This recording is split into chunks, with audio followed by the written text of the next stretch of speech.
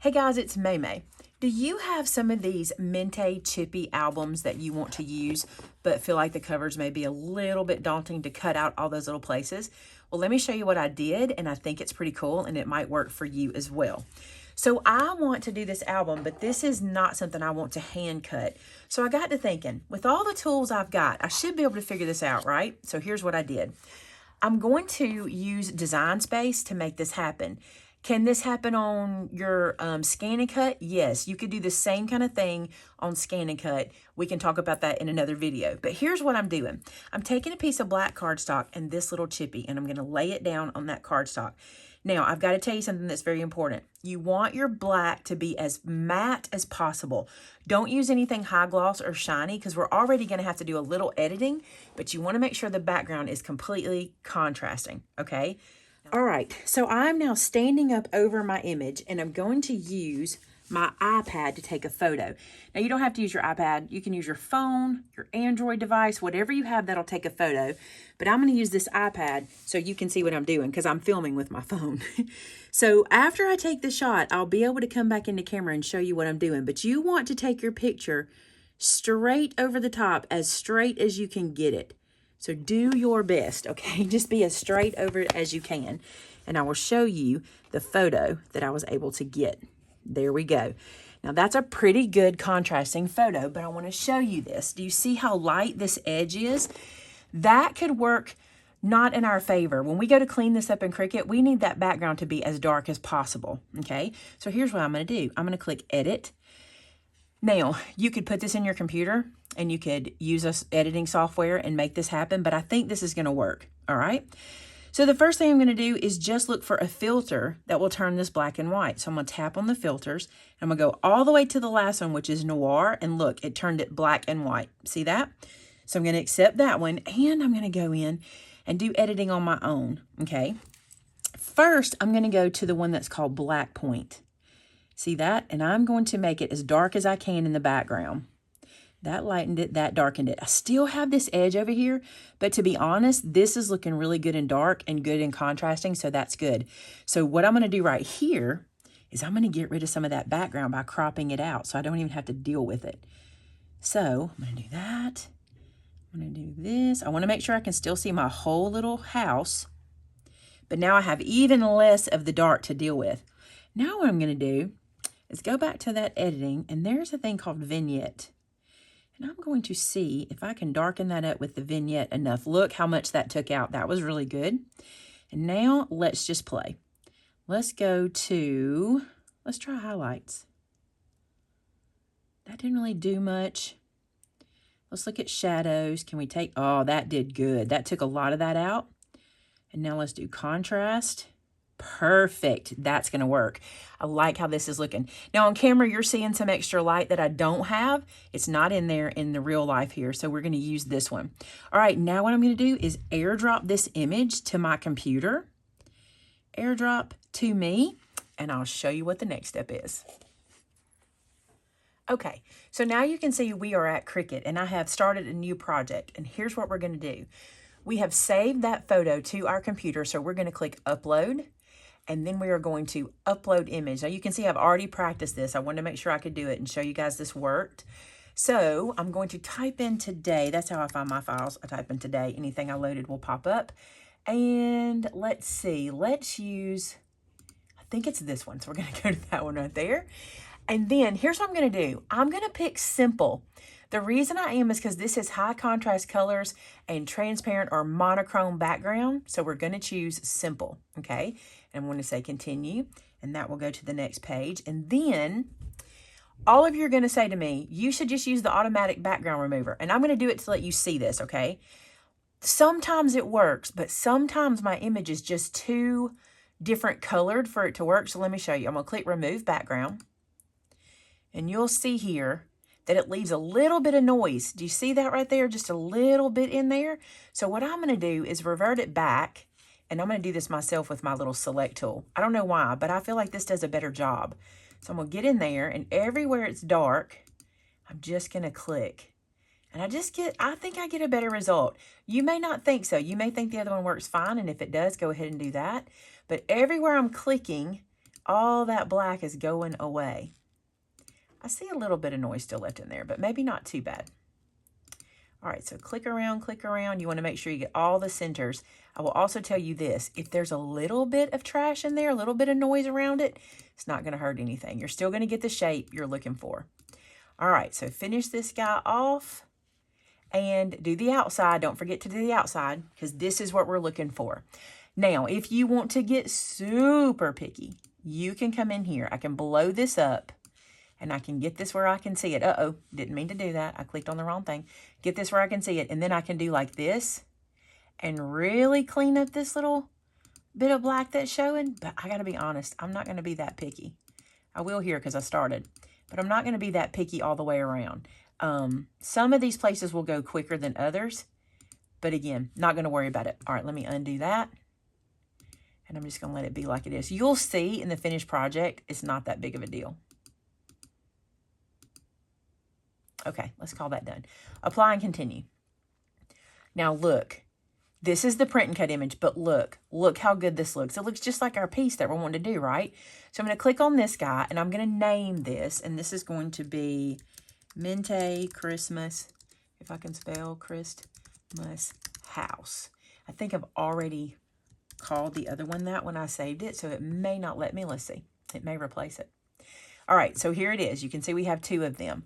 All right, now what we're going to do, I'm just going to click on this guy and say add to canvas. I think I left a little bit on that other one, so I'm going to use this one. Now look how huge it is. Let me bring this in so you can see it. Oop, other way. Oh, I guess not. This way, here we go. So you see how huge it is on the mat? Here's what you're going to do, okay? Let's go back to the chippy. What I'm going to do is measure this guy, and I'm going to go from the top to the bottom. Now you'll see here that it's not exactly 7.5 inches. It's just a little bit shy. It's actually 7 and let's see, 2, 4, 6, 7 eighths. 7 and 7 eighths. If you want to be that picky, I'm going to write that down.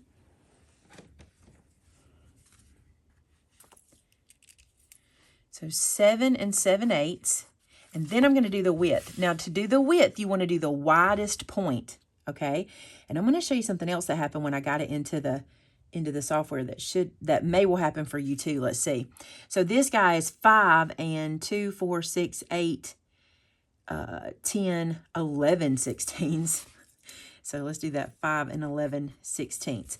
All right, we're being a little picky here, Now what I'm going to do is I'm going to go to Google. Let's see if I can do it on the iPad so you can watch me do that. And I'm going to Google those dimensions. So here I'm on Google, and I'm going to type in 7 and 7 eighths, and it will pop up for you. See this 7 and 7 eighths as a decimal. I'm going to tap that. And that tells me that I want to type in 7.875. Now, some of y'all know that, but y'all know I don't do math. So those of you who do, kudos to you. Then I'm going to put 5 and 11 sixteenths. Okay, it's right here. I'm going to tap on this one. Look right here. 5.6875. Cool beans. Now we'll go to Cricut. Okay, so you guessed it. We're going to resize this guy, okay? What we want to do is come up here to the top. And before you unlock, don't unlock just yet. Hover over those numbers or, click over those numbers so we can change the height first. Change the height to say 7.875 and hit enter. And watch what happens. Do you see how because we left it locked, it changed the other side as well? Now, this is not the number we want, but I wanted to do that first. And the reason is, earlier, I felt like it did the resize for me, but this time I don't think it did. So now I'm going to unlock it, and I'm going to go to the width, and I'm going to type in our width, which is 5.6875. Getting very specific. And now this, I'm going to zoom it in a little bit so you can see it. This should be exactly our cover, okay? Now what I want to do is I want to duplicate this guy. Now that I've got his size right, I want to duplicate him and move him over here. The other thing I want to do before I go any further is click Save because I don't want to redo any of this, okay?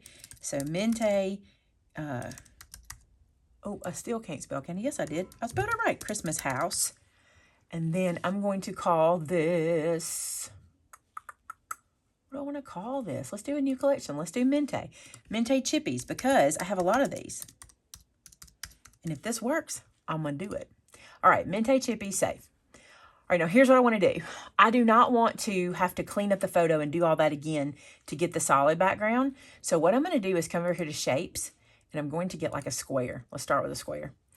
I want to make this a solid piece. Again, I don't want to have to take the photo again, so I'm just being a little bit lazy here, honestly. Let's be truthful. I'm going to come in here to the back, and I'm going to add this guy in here to hide all of the little filigree pieces as best I can, okay? And I want to make sure, see where I'm hanging over right here? I don't want to do that, so I'm going to bring this down and shrink it a little tiny bit because I do not want to be hanging off the edge. If you hang off the edge, it's going to create that little bit that we don't want up there. All right, I'm going to shrink it a tiny bit more. I'm trying not to shrink so much that I lose the sides.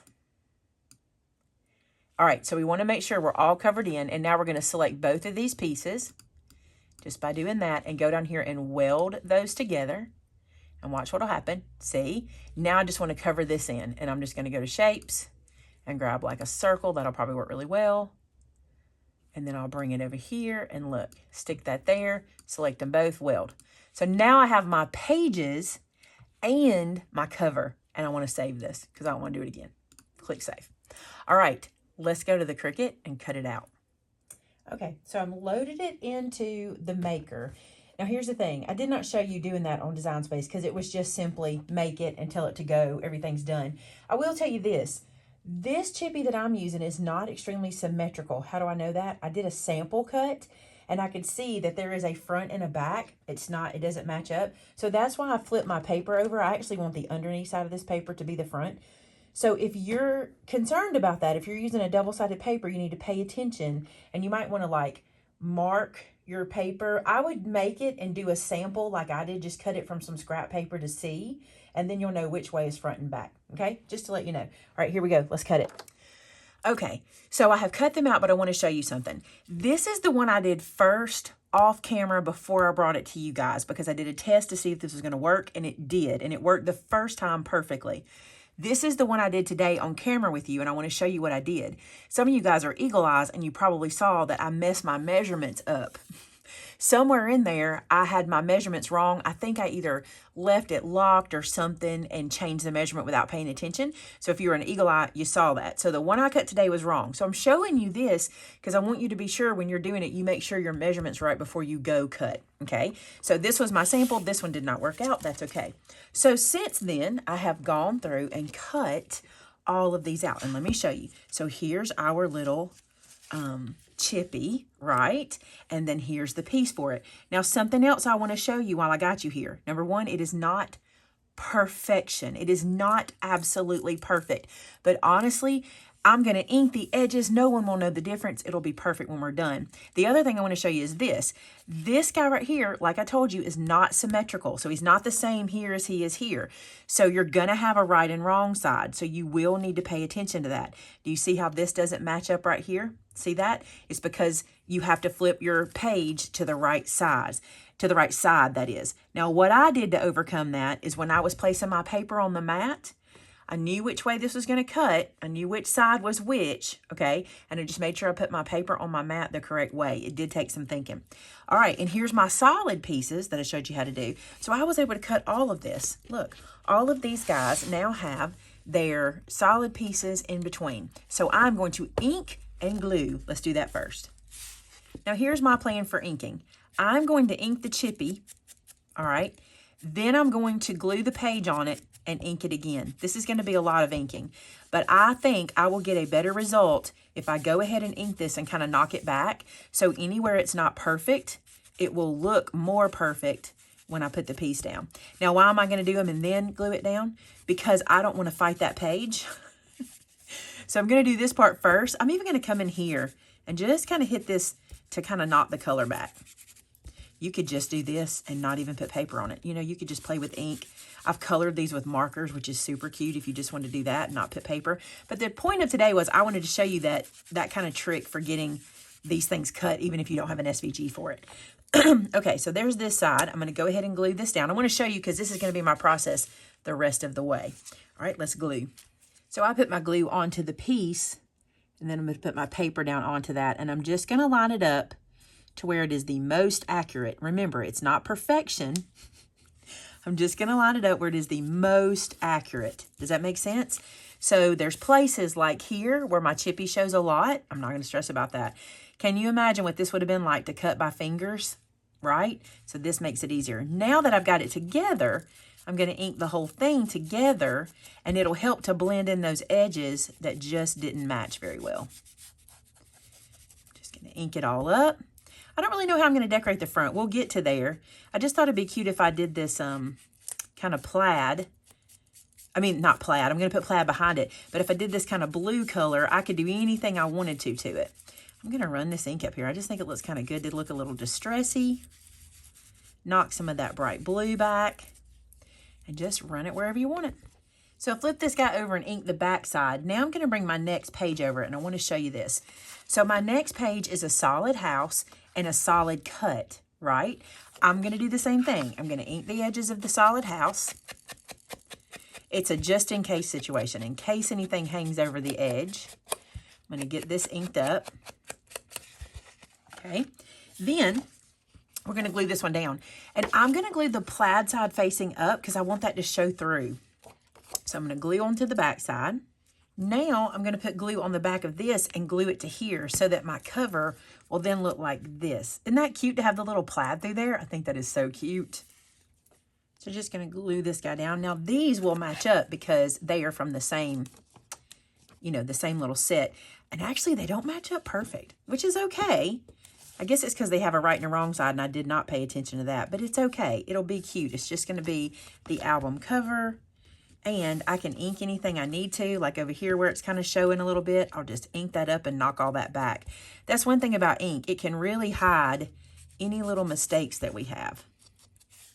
All right, flip this around. If you have a piece hanging off really bad that you don't like, you can always cut that away. I'm going to see if I can get in there a little bit. If I can't do it this way, I can always use my my blade, my finger blade. But I think this will do it. See that? Cut that right away.